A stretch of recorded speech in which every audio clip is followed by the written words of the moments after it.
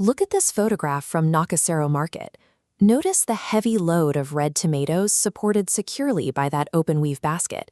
If you tried to carry that weight in a traditional, tightly stitched akibo meant for serving food, it would likely snap. To hold this kind of mass, traders rely on a completely different structure called wickerwork. This diagram shows exactly why. On the left, you see the solid, spiraling core of a coil basket. But on the right, wickerwork abandons the spiral entirely in favor of a rigid vertical grid. That grid relies on two specific components. First are the stakes, these thick, rigid vertical supports that form the skeleton. Second are the weavers, the thin, flexible horizontal ties that move in and out of the stakes. The thick stakes provide the necessary structural strength to carry the load, while the thin weavers act as the muscle, binding the entire shape together. We can see how this grid begins by looking at this top-down animation of the foundation. We start with 3 thick, natural papyrus stakes laid flat on our workspace.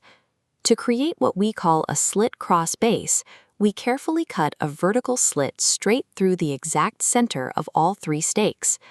Next, we take 3 additional stakes and push them completely through those open slits, creating an interlocking perpendicular cross. Once the cross is formed, we immediately tuck in our first flexible weaver and loop it tightly around the joint. Locking this central grid securely is the single most critical step in the process, as it dictates the maximum weight capacity and stability for the entire finished basket. With the center locked, the stakes are fanned out evenly like the spokes of a bicycle wheel. We then take our weaver and thread it continuously, over one stake, under the next, over and under, slowly expanding the flat base.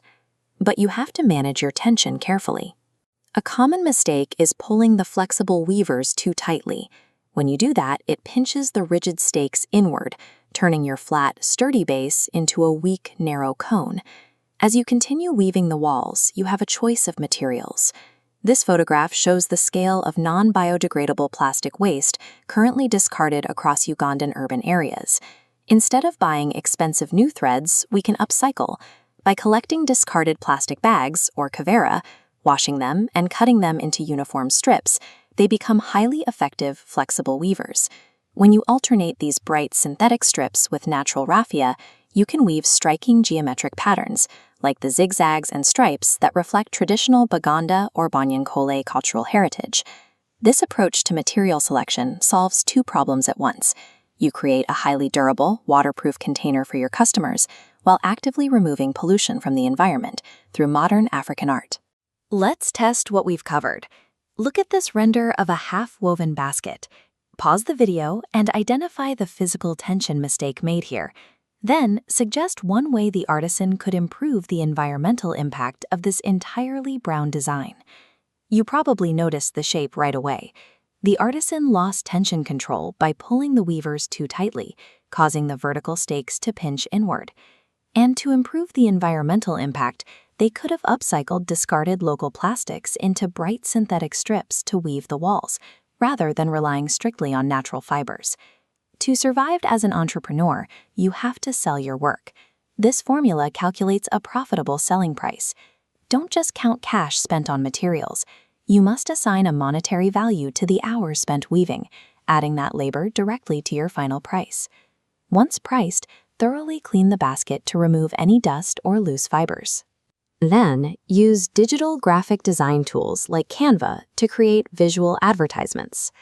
By combining a high-quality, upcycled product with modern digital promotion and payment gateways like mobile money, you transition from someone who makes crafts into someone who runs a sustainable business.